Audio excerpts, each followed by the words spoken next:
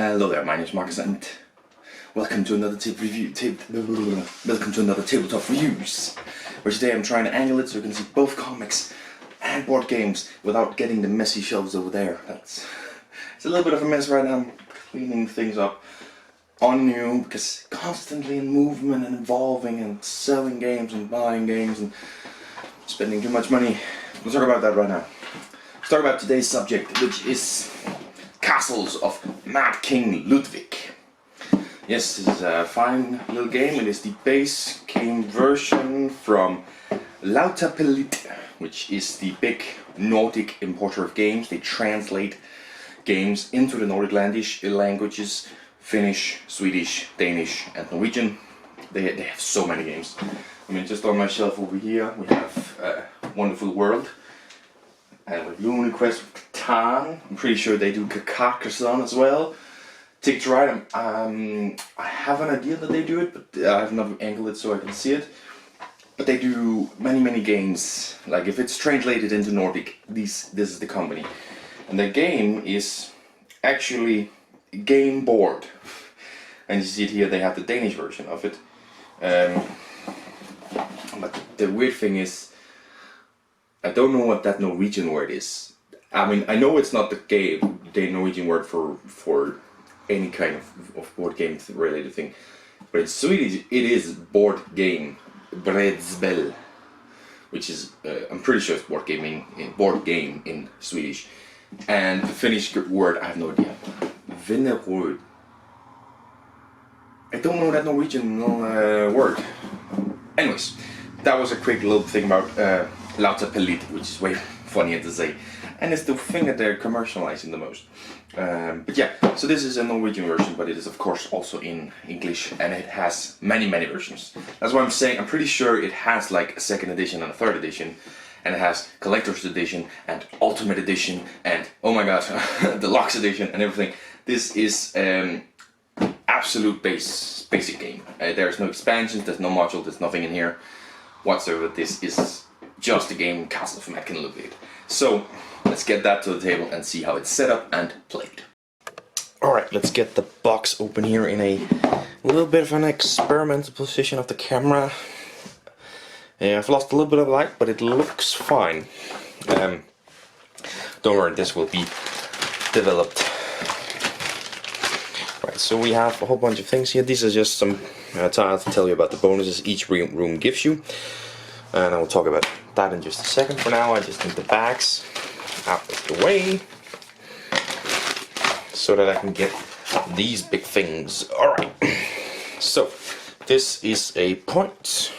Tap the thing, so it goes from 0 all the way to 150. I have not seen anyone cross above like 50s, 60s. Just put that to the side there. It's over there. All it does is count points. That's it. So I don't think you need a whole lot of explanation on that. Alright, now for this thing, let's see if I can remember how to build it. I'm gonna need the instruction manual. So, well actually, alright, let me see. Okay, I was on to the correct thing here. Now let's just flip. No, it's like this, right here. Yeah, that looks good. Alright, let's just get a quick view over it here. The light works, but there's a few rooms here, so I'm gonna move it over closer here so you can see this. Alright, and in the instruction manual you can kind of put the points one on top of here, so we're gonna sort of have a castle. Alright, now let's just see here. This is the 4-player side. I'm just gonna turn it over here to the 2 or 3-player side. Alright. So here you have the individual player pieces. Let's just grab yellow and red, put away blue and green. So obviously you put your point markers, which is these circle ones over here. And these ones we put to the side. I'll get to that in a second. This is the start player token. Then you have cash money.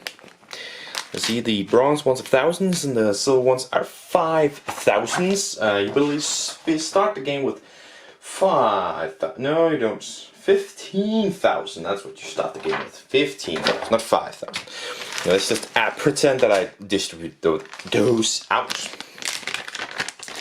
Then you have these tiles right here. Looks like this on the back. Very different than here. Put those out for each player and they represent something. It's either, you know, the most of a room, the most square footage of a room, or yeah, it's most like the most of everything. There's a whole bunch of these ones, but it's basically a competition to have the most of something. Most square footage of certain rooms, most square footage total, most amount of rooms, most amount of doors completed, something like that. Doors connected, I mean. All these kinds of things. And there's our bonus tiles, which gives first position gets 8 points, second 4 points, and third if you play with 2 points. It's a little bit different on the 4-player side, of course. It's 8, 4, 2, 1. So it's the same exact, adds 1 point to last. So everybody gets points as long as they sort of abide. So like this one gives something with orange rooms. If you have 0 orange rooms, you cannot get that one. Quite simple actually. Right, then we have here a whole bunch of different cards, which unfortunately get mixed up. I really need to separate them into 2 separate bags. Alright, let me just quickly do this. Now let's split it up. This one's falling apart, but that's fine. Alright, so these cards are the room cards. Now there's a rule for, depending on the amount of players, you remove X amount of room cards, because you play until the room cards, well, there's no more of them. So therefore you play a specific amount per player that you can freeze up, but you put them in a pile right there. And then you have these cards, which are end game bonuses, which is again, you get a point for each room of a certain kind, of a certain size, of a certain shape. There's round and square, and like L-shaped. You couldn't see that, L-shaped. So that's what you get points for. And then you have all the different kinds of rooms here. So that will be split. You know, this is the room for 100. That is the square mileage of, not square mileage. That's a little bit too big. Square footage of the rooms is, you know, 100, 150, 200, 250, 300, 350, 400, 450, 500, 600. And you also have symbols down here. Each of the sizes have 3 different kinds of rooms that it can be. So it varies a little bit. One thing you can sort of count on is green is mostly the large rooms, while the yellow is mostly the smaller rooms. Well, there is a few things you can look here. It is well made and of course thought out. And I don't dive into much on these kinds of things. But what I like to see is the fact that it's not round rooms. But yeah, in the size you can see that, I mean, purple and green are mostly very big. The musical ones is also mostly big. Then you have yellow and orange, which are mostly smaller rooms over here. Then you have sleeper rooms, sort of distributed. Yeah, but it's a nice little thing to understand the game. You would put all these rooms out onto these proper places. And then you would of course put stairs and hallways in here. Now all the stairs count as upwards and downwards. All the hallways have one side that's downstairs hallway and one side that's regular hallway. Let's just imagine I put all those things out. That takes a lot of time. Yes. Now, just before, well actually no, let's do so in a round you have 1, 2, 3, 4 and 5. Or you have 6th spot if you are a 3-player game. Okay, I do believe that it is also 7 spots if you were in a 4-player game. So in the first round, you're very lucky. You need to fill out all the spots. This is set up for a 2-player game. So you take in here and you draw up. That is 5 cards. 1, 2, 3, 4, 5. And then you flip them over, see what kind. So it's 450 size rooms, 600, 350, 100 and 300. Those rooms would be placed down here. I'm just trying to find a little bit of it. So here we have a 100 room. Of course you're not supposed to actually see it before you've placed it down. So let me just try and get these rooms out. That is the 100 room. Let's get the 400 size room out. No, that's a 450. There's a 350. It's a 450 and a 600. Now I just need the 300. Again, I need to get more bags in here and distribute the rooms into their sizes, so it's just taking one bag per size. And then the person who is in charge will then decide, well, actually the rooms will now flip over, and the person who is in charge will decide, well, which rooms go where. A room like this one is probably a good one to start off with, so he wants to put that in an area where he can get it, whatever. But he distributes it out to the prices here. Bam. So now it's 15,000, 10,000, 8,000, 6,000, 4,000. And now the other player has a free choice. So in a 3-player game, it is the person who distributes and chooses last. And the person like next to him on his left, if you go clockwise, or on the right, if you go counterclockwise, to me it doesn't make a difference, you choose. But the person on his left, is to say that starts and then goes around. If it's 2 players, it's only 1, 3, that makes sense. And they get to purchase a place for the price put. Everybody else except the person pays to the person. So if someone really wants this 10,000 mark, I think it is, room, they pay 10,000 to the current active player. It's just, you know, and then the player have that extra to buy for. So as the person that it is, you can go for some expensive rooms because you get quite a few money. Marks, I don't know. Just call it money. So yeah, you purchase room, let's say red purchased this room from yellow, and yellow decides to go with the blue strategy. Bang. So that's basically this. Of course, next round you drop 2 new cards, fill out, and you get to redistribute them. So if you sort of want to make this one a little bit less expensive, you can. You redistribute them. And immediately when you place down room, we'll take that actually. For now, I'm actually done with this. Like, that's all you do up here is purchase things. Stairs, it's always up here for 3,000. So let's move this to the side and bring out the individual little player boards. Let's just take this one because I've said that was sold to the yellow board, that one. So it's in here, you have this one, and it is positioned sort of this way. Whoop. You actually choose yourself. You can place it this way, you can place it this way. You choose yourself, but I usually always go with just a strategy of having, you know, straight on like this, to the right, to the left, to the right, up. And you get to choose this room, and it has a doorway here, and doorways needs to always be free or connected to other doorways.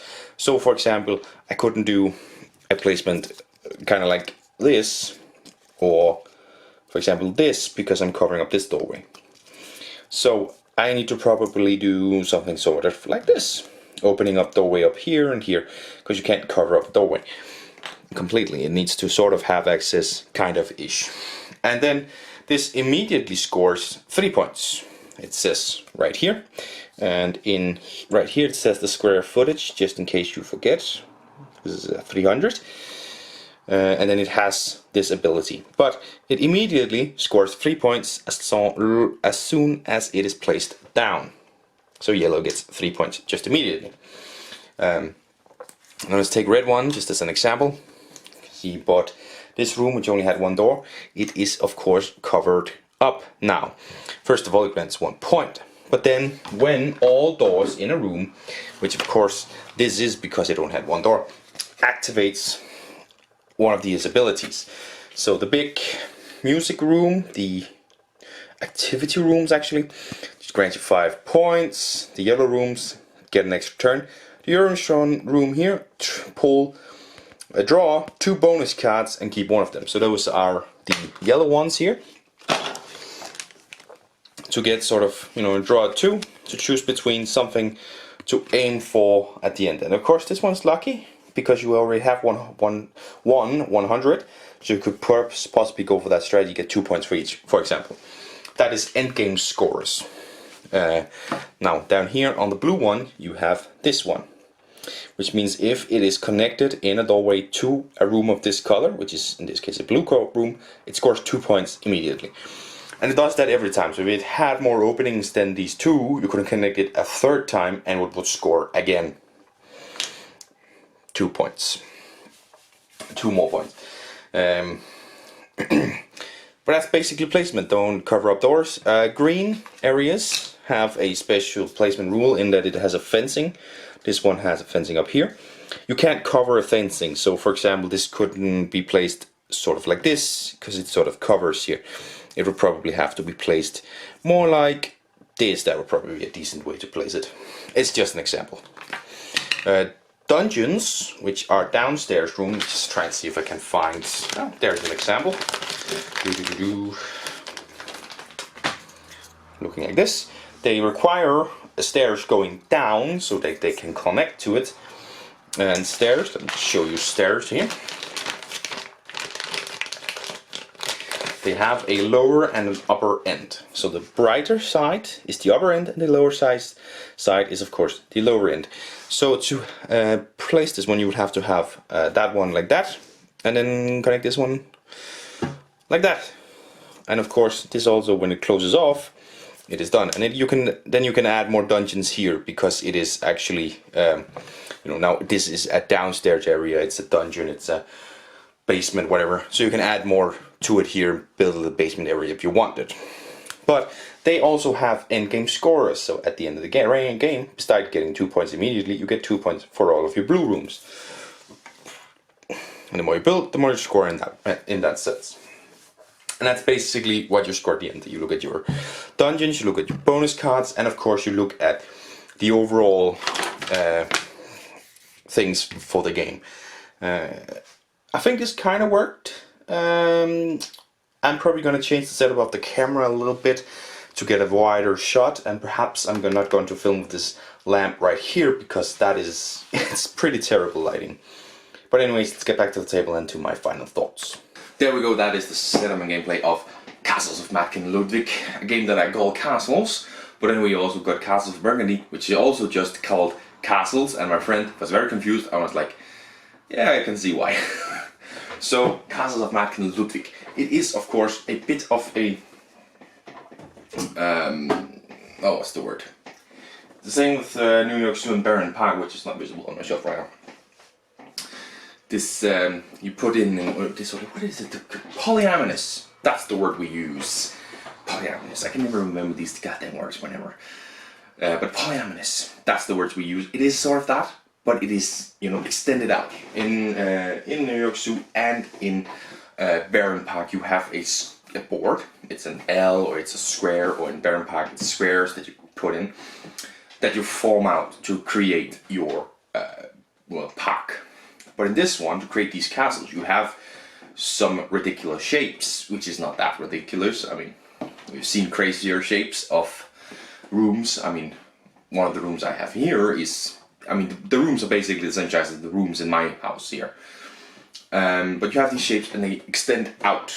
You're not confined in space. You can come out, if I build all the way over here, I can do that. Maybe not all the way out here. That would take a lot of money to build that far out. And then all the rooms are in there. But I really love polyamorous. I really like that. I really like it in Baron Park, New York Zoo, because you have this confined space and you're trying to fit in. I love that puzzle aspect. And the part of sure, you need the one by ones, but you don't want to grab them too much of them, because they don't give you anything, right? I want the weird shapes because they give me points. So how can I build as many of those in as possible? That is great, I love that. Castle of Matkin Ludwig, of course, flips it on a hit. And I will immediately say I would prefer the other ones. If you say, what is your favorite polyamorous game? Baron Park, it's my favorite. New York Zoo is up there as well. Really love those games. Castle of Matkin Ludwig is going to go below that because it takes it outside and you're not that limited. Of course, there's the doors. You always need to connect to a door, and the green areas can't really be built in front of. So you have a little bit of a puzzle there, but it's not difficult. You have a lot of time to plan. The only difficult part is getting the finances to sort of match, right? You need gold constantly, but you're going to get that every other round, every third round, every fourth round, depending on the amount of players. Of course, we take how many players can play it, just a little bit. And it just, to me, it takes a little bit away from it, that strategic of what am I going to get. And it just becomes a points-based game.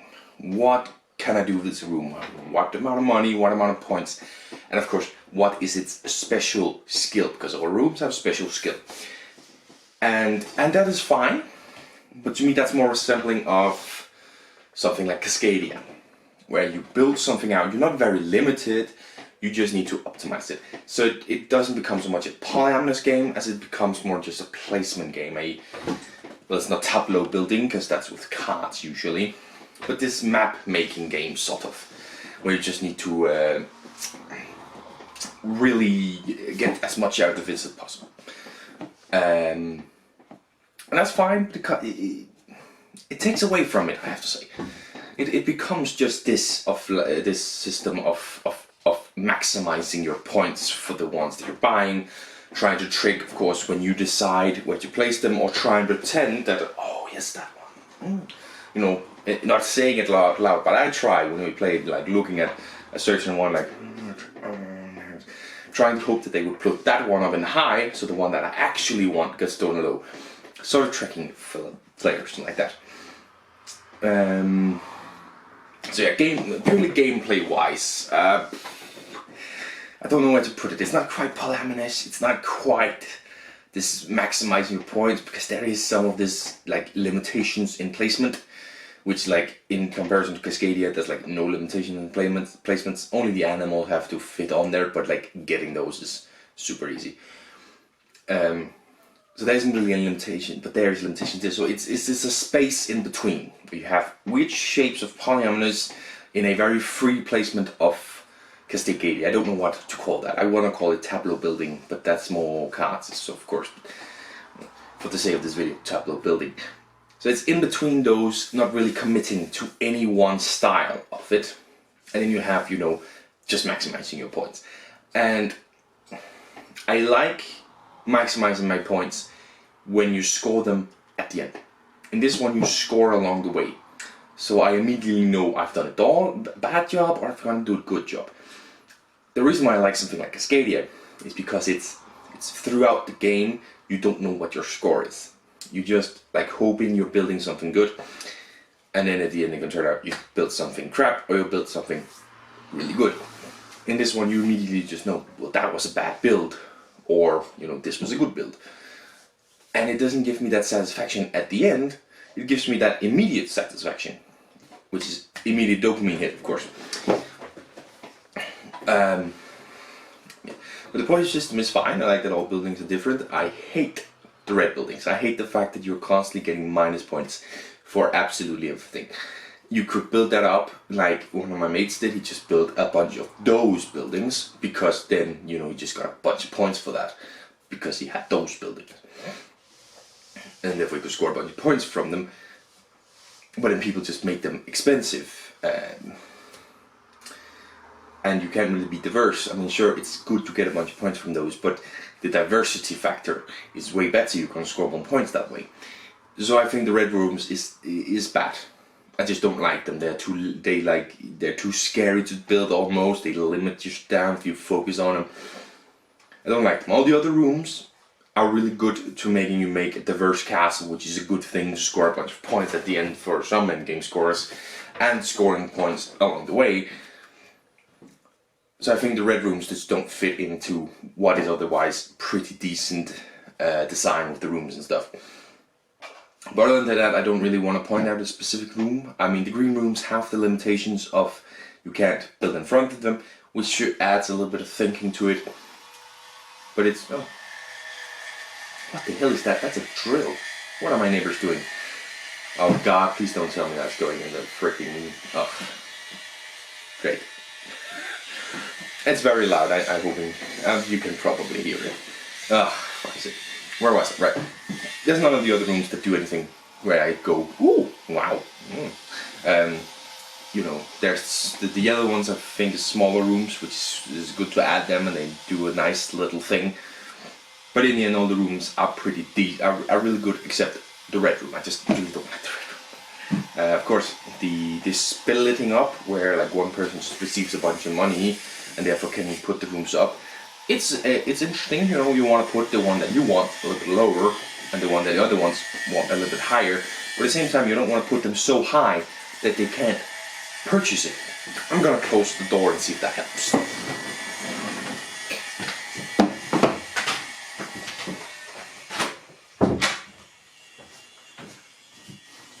I think it helped a little bit.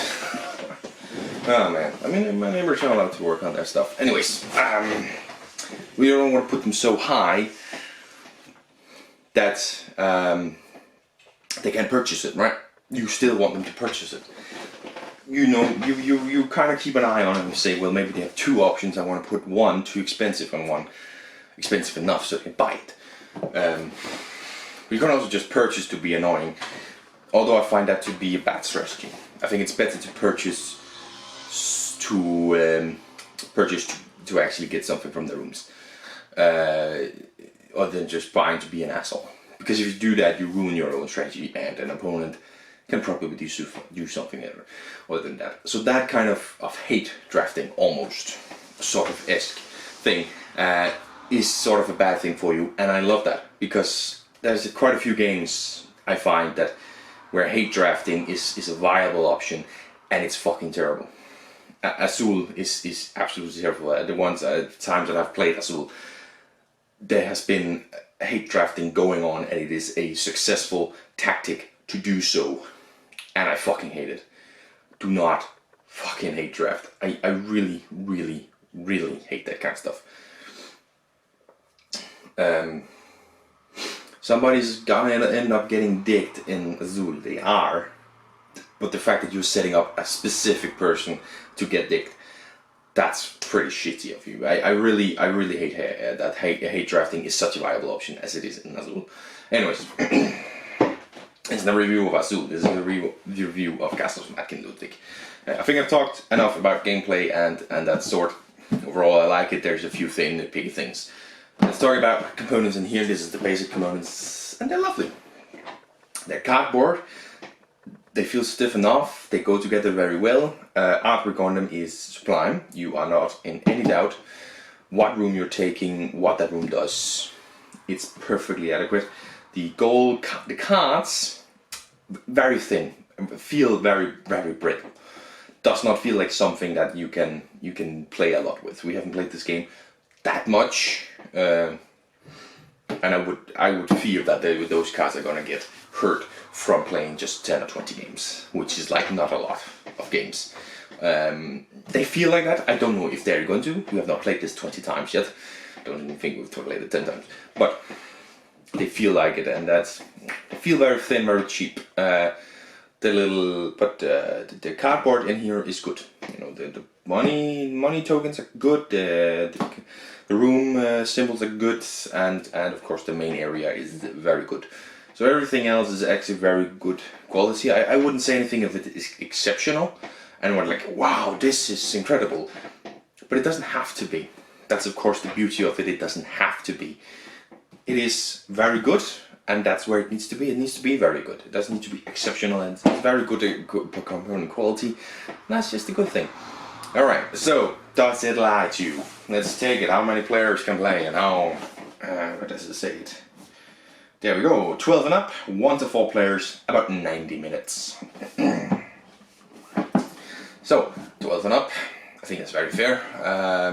11, 10, yeah, sure. It's not that complicated. It's just about understanding the symbols and putting the rooms together. Of course, it is a language-neutral game, so it's just a rule book that you need. That's brilliant.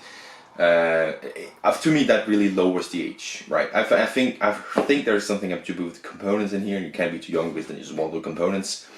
I mean, when I bring Everdell down to meetups, my friend is like, "Oh, those logs look like beautiful chocolate," and I'm like, "So you didn't really need to be that young to do that shit." So yeah, it's a fair one. 1 to 4 players. As always, I don't play the one-player game. I would say 3 is this one's sweet spot. 4 players is good, 2 players is good. 3 is probably ideal because it doesn't take too long for it to be your round again, and you can make some cash, right? And in 4 players you have 3 rounds where you don't really make a lot of cash. and that can really limit you by the third turn before it's your turn again. Because like you could have spent all your money because your opponent can be mean towards you, but they're trying to be mean towards everyone, of course.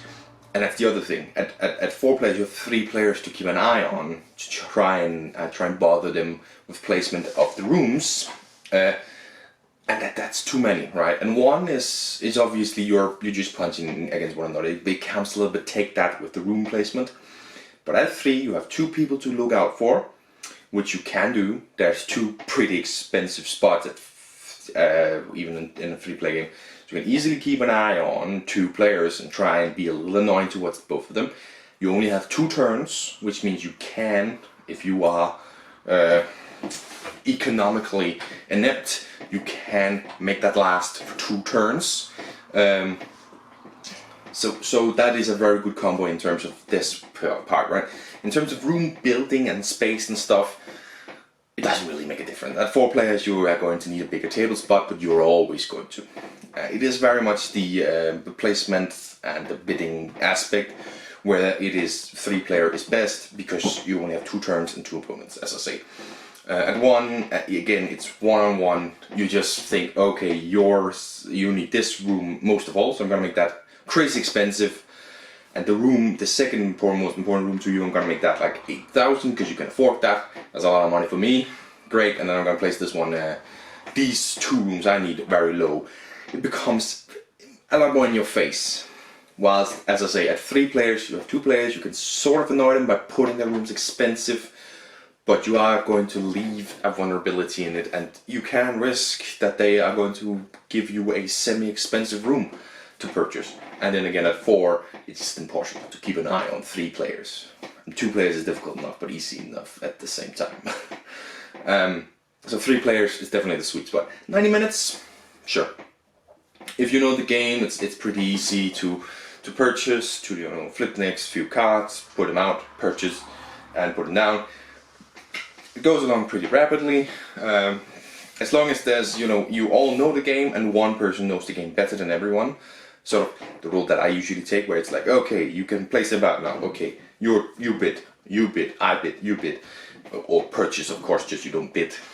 You can sort of control the tempo of the game if people know the game already. If people don't know the game, as always, a learning game is gonna, I would say, add 30 minutes at least, depending on how many players you have. This one, I'd say if you're playing, say, a 3-player game where 2 of them is learning, I'd say add 30 minutes to that time, yeah. Possibly 45, it's a 4-player game with 3 learners. That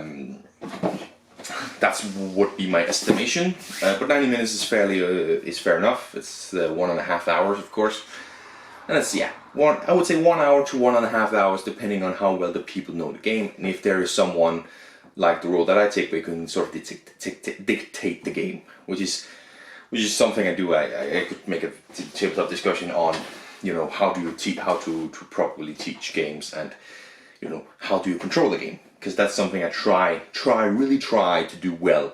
And sometimes I get complimented my gamer friends that was well done, and sometimes I get told you fucking suck. That's the risk you run, right? But yes, so it doesn't really lie to me. My final score of Castles of Night and Ludwig. Well, I've already said that Baron Park and New York Zoo are rated higher than I rate higher than this one. I can't remember if I've done the Baron Park review, but I've done a New York Zoo review, which is very old after this. Well, very old, like a year and a half or something. I give that a 9 out of 10, and Castles of Night and Ludwig gets an 8 out of 10. Again, I like it at 3 players. I really like it. Placing it out, purchasing, controlling your money, that's a nice little twist to it, and building it out is awesome. It is halfway between, Cascadia and Baron Park styles of making this sort of tableau in front of you. And to me, it isn't good at either part, and so it's 2 half good parts of the games that doesn't unfortunately make one good part. It just makes a game which is good. It is its own thing, but it's not fantastic. And I think that's an 8 out of 10. There's of course also the room, the red room. I have a complaint about that. But overall, I do like it. I would definitely pull it off the shelves. I can say this is actually my wife's. The ring's on. My wife's copy, she bought this game, but I like it, I approve. So it's definitely staying in our collection, both because I like it and also because it's her choice. You know, it's fair enough, she bought it, so it's her choice whether to sell it or not. Although I can convince her sometimes to sell some games. But an 8 out of 10 for Castles of Mac and Ludwig. Very much. I can't talk right now, I can't finish it off. I will say thank you very much for watching this video here, and I hope to see you in the next one. Bye!